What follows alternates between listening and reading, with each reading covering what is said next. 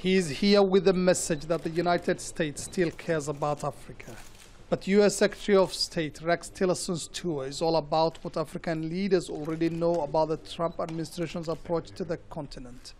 Counter-terrorism is top of the agenda, while human rights and democracy take a back seat. The U.S. military presence here does facilitate a very quick response to terrorism and violent extremism that threatens both of our countries, but as well it threatens the region and stability in this region, wherever that threat may come from.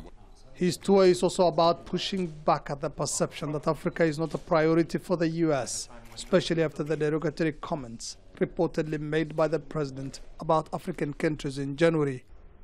Tillerson's tour also comes at a time that the U.S. is being outflanked and outspent by China, which has provided billions of dollars, much of it in loans for infrastructure projects, which African leaders have struggled to fund themselves. It's here in Djibouti, host to Camp Lemonnier, America's largest and most important military base in Africa, that the issue of Chinese influence is most pressing for the U.S. Home to about 4,000 personnel, including Special Operation Forces, Camp Lemonnier acts as a launchpad for U.S. operations in Yemen and Somalia. But China has built a military base just a few kilometers from the Americans.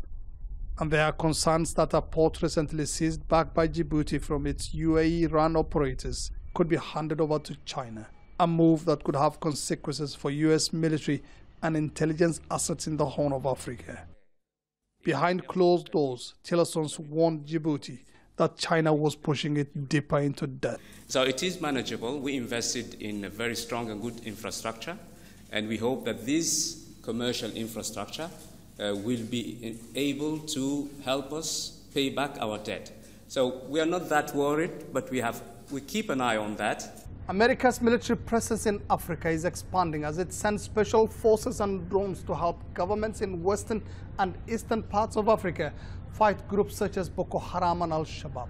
And so is China's military role as it deploys policemen and soldiers on peacekeeping missions on the continent.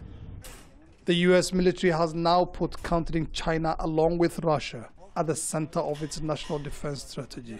Mohammed, Adow, Al Jazeera, Djibouti.